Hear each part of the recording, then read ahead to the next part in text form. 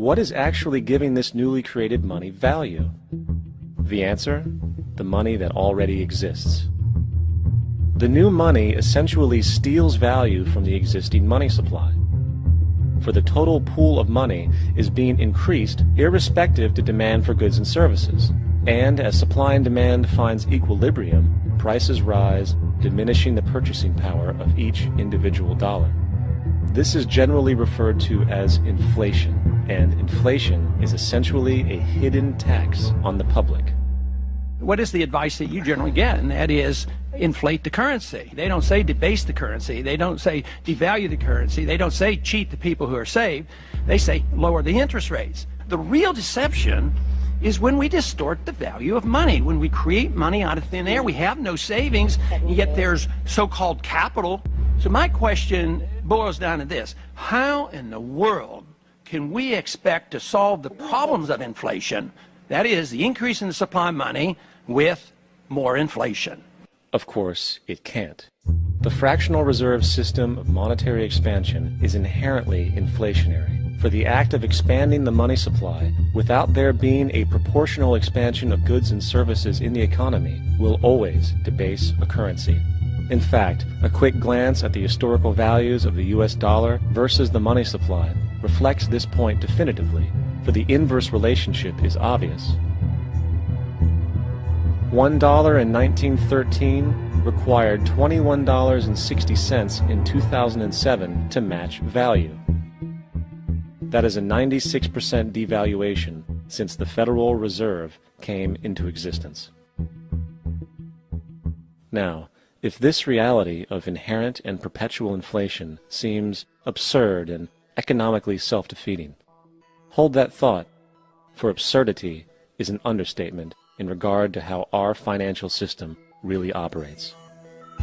Every time you borrow money from a bank, whether it is a mortgage loan or a credit card charge, the money given to you is not only counterfeit, it is an illegitimate form of consideration, and hence voids the contract to repay, for the bank never had the money as property to begin with.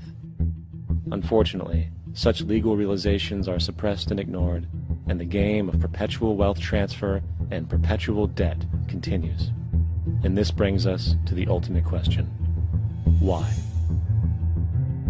During the American Civil War, President Lincoln bypassed the high-interest loans offered by the European banks and decided to do what the Founding Fathers advocated, which was to create an independent and inherently debt-free currency.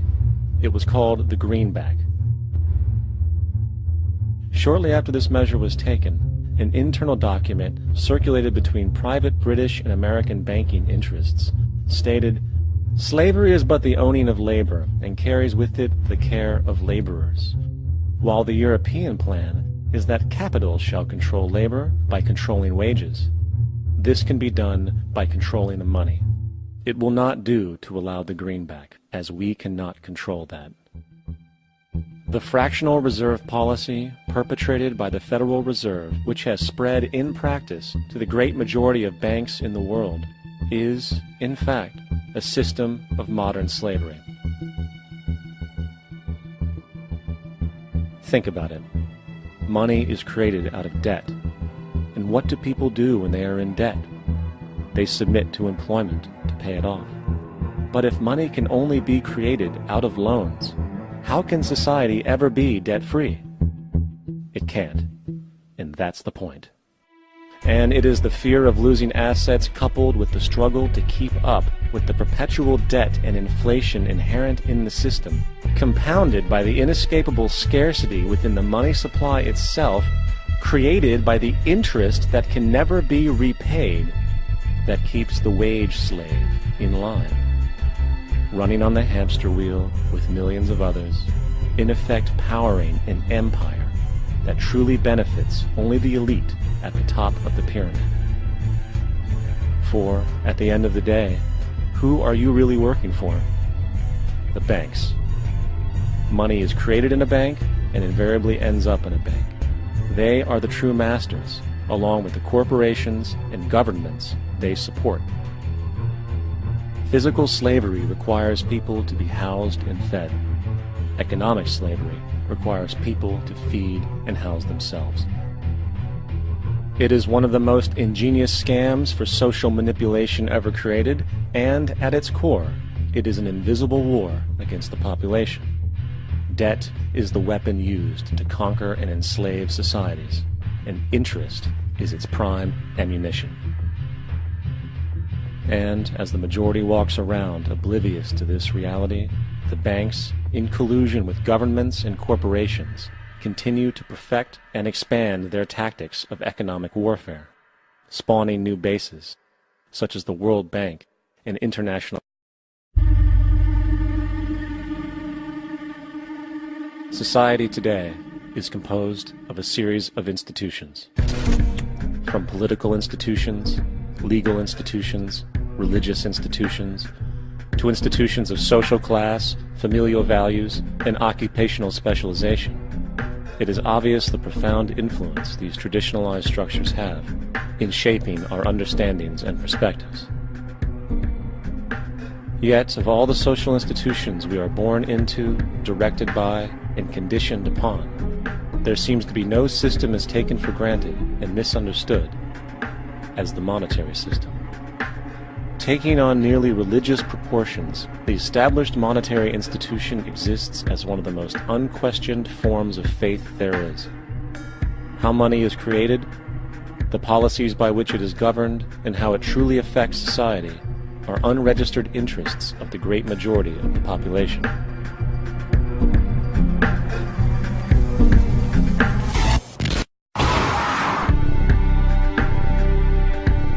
In a world where 1% of the population owns 40% of the planet's wealth, in a world where 34,000 children die every single day from poverty and preventable diseases, and where 50% of the world's population lives on less than $2 a day, one thing is clear: something is very wrong. And whether we are aware of it or not, the lifeblood of all of our established institutions, and thus society itself, is money. Therefore, understanding this institution of monetary policy is critical to understanding why our lives are the way they are. Unfortunately, economics is often viewed with confusion and boredom. Endless streams of financial jargon, coupled with intimidating mathematics, quickly deters people from attempts at understanding it. However, the fact is, the complexity associated with the financial system is a mere mask, designed to conceal one of the most socially paralyzing structures humanity has ever endured.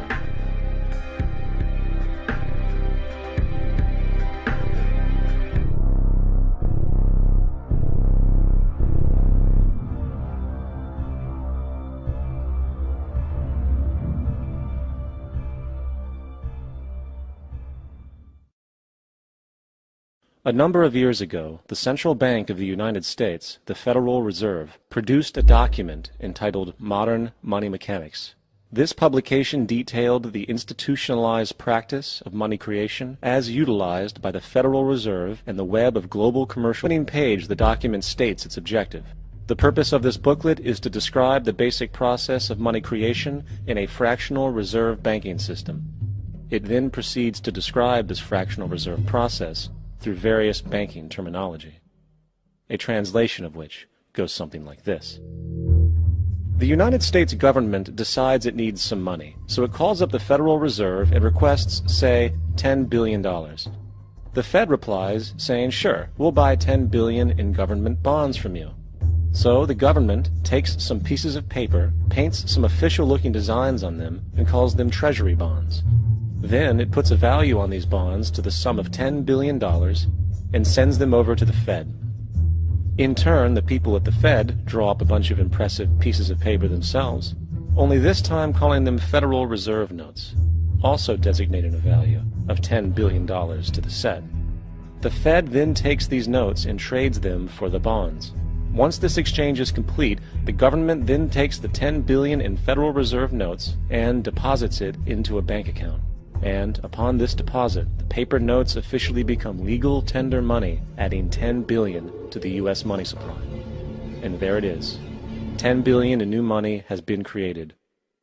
Of course, this example is a generalization, for, in reality, this transaction would occur electronically, with no paper used at all. In fact, only 3% of the U.S. money supply exists in physical currency. The other 97% essentially exists in computers alone.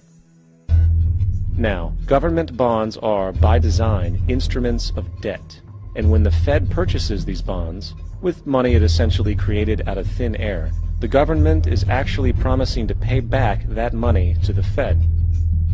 In other words, the money was created out of debt. This mind-numbing paradox of how money or value can be created out of debt or a liability will become more clear as we further this exercise. So, the exchange has been made and now $10 billion sits in a commercial bank account. Here's where it gets really interesting. For as based on the fractional reserve practice, that $10 billion deposit instantly becomes part of the bank's reserves, just as all deposits do. And regarding reserve requirements, as stated in modern money mechanics, a bank must maintain legally required reserves equal to a prescribed percentage of its deposits. It then quantifies this by stating, under current regulations, the reserve requirement against most transaction accounts is 10%. This means that with a $10 billion deposit, 10% or $1 billion is held as the required reserve, while the other $9 billion is considered an excessive reserve and can be used as the basis for new loans. Now, it is logical to assume that this $9 billion is literally coming out of the existing $10 billion deposit. However, this is actually not the case. What really happens is that the $9 billion is simply created out of thin air on top of the existing $10 billion deposit. This is how the money supply is expanded.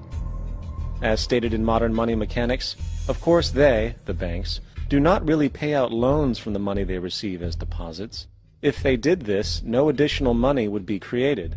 What they do when they make loans is to accept promissory notes, loan contracts, in exchange for credits, money, to the borrower's transaction accounts.